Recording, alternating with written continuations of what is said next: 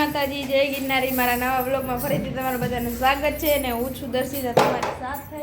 અને અત્યારે વાગી ગયા છે 8 અને મમ્મી કરે છે કામ અને પૂજા દીદી રસોઈ બનાવે છે રસોડામાં, શાક મોરે છે અને હેને વસા દીદી અહીંયા હેને ચૂલો જગાવે છે બારે. મમ્મી ટીવની અલા જય શ્રી કૃષ્ણ. જય શ્રી કૃષ્ણ. Good evening. આ મણ કાપવા બેજા એટલે પૂરું કરવાનું છે. ના હું ન થાવ એમ ન હાલે તો કાંઈ નહીં. ઓલી બે રાંધે ને આપણે પૂરું કરી નાખીએ. અને અહીંયા છે ને વર્ષા દીદી રસોઈ બનાવે છે. બાકસ છે. Good evening. Good evening. જય શ્રી કૃષ્ણ. જય શ્રી કૃષ્ણ.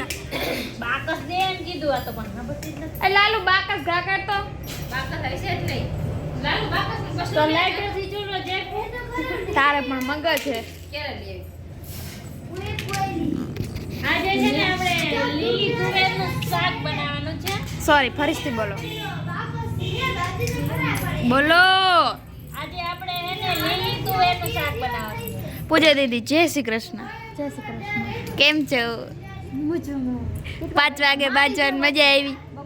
5 વાગ્યા બાઈજા મારી આરે અને બે ચારી મારી આગળ કરાવડાવી છે અને કાલે હું તારામ નાખી દઈશ બેચારી તો કાંઈ નહીં.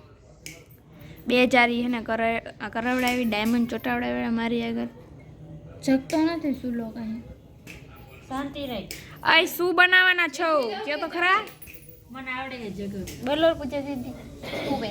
તુવેરનું શાક બનાવવાનું છે ને જો ટમેટા મોળી નાખ્યા છે અને બધું લઈ લીધું છે, મસાલા તેલ ને મરચાં ને તપેલું ને શું કયો. પેલા બોલી ના બોલો ને તમે.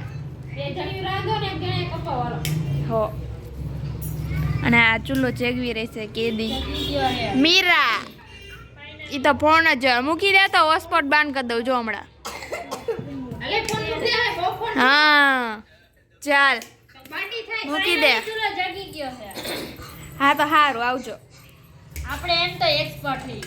ચાલો કન્ટિન્યુ છે ને વ્લોગમાં બન્યા રહેજો. ચાલો ગાઈસ પૂજા દીદી લાઈટિંગ લઈને બેસી ગયા. લાઈટ કાઢ ધુવાણો આવે છે. હાલો તેલ ને એવું નાખી દીધું. એ શાક બનાવવાનું તૈયાર ચાલુ કરી નાખ્યું એ. અને આ બે લાઈજુ કાઢી લીધી. ધુવાણો આવે એ આ બાજુ આવે બહુ. ધુવાણો આવે અમે શેરની છોકરી હોય ને કાંઈક તો કરીને. ના મને ગુંગળામણ થાય લાઈટમાં તો બહુ ધુવાણો થાય હવે તો. મને ડુંગળી નાખી દીધી. 3 જણા એક ચૂલામાં રસોઈ કરે દળ પકડી થોડી નાખી એટલે લાઈટ. ઈ લાઈટ અહીંયા લટકાડ્યો ને તો હાલે. આમ તબલો. લાઈટ દેખાતોય નથી આમાં. દેખાય હો બધું દેખાય. આ તો લાઈટ એટલે એ લાવી. આ શું હે સેવના સિંગડા. હલ્દી ડાલ દો. દીદી હે ને હરખું શૂટ જ નથી કરવા દેતા. જેમ ને તેમ બધું નાખી દે. પાણી ને બસ પછી હાલે પણ કીધું ત્યારે આવો ને પછી કે હવે ઊભી હતી તો નાખી દીધું. વિડિયો લઈને જ ઊભી હતી. મોટી બેનો હે ને સામે નહીં બોલવાનું. હવે આવતી થાને લાગુ પડે. બોલ જલ્દી બોલ મારા સામે. બોલું છે જા. આ તો બસ બોલું જ છે. જા હું એમ જ કહું. નાખો પાણી. હા જો અસલ તો શાક બને મસ્ત. આ પણ નાખ પાણી. એમ તો આપણને આવડે. બસ એ સાનમુની બનાવને અડધું તો વિડિયો શૂટ ન લેવા દીધા. ભલે એમ મસ્તનું શાક બનાવ્યું એમ તો. ચાઈ હું શાક મીઠે મોરું. આ તો હાલે તો ચાઈ. ના તું ચાઈ કોને છે? મન ન આવડે. ના મારે એવું કઈ ના કરવું. લેન ને આલી પુટલી મોટી. કેને ભાઈ હાય પૂજા. ચાક ને પણ હવે હું લપ કરો હો. અસલ છે. મીઠું ન નાખી. આપણે પરફેક્ટ જ નાખ્યો પછી. હા થોડુંક મોરું હો ભાઈ.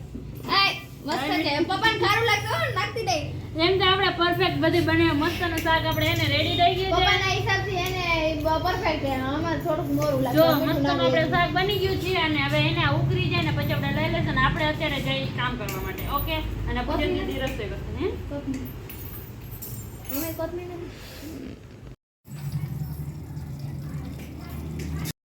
હાલો ગાઈસ વાગી ગયા છે 9 ને પૂજા દીદી બધાને જમવાનું પીરસે છે. હાય પૂજા દીદી. તર નથી પીરસવાનું તું કોણ છો આપને હવે. આલે આ પપ્પાને દે દે. અને આ રોટલી અને મરચાં. ચાલો ગાઈસ જમવાનું રેડી થઈ ગયું છે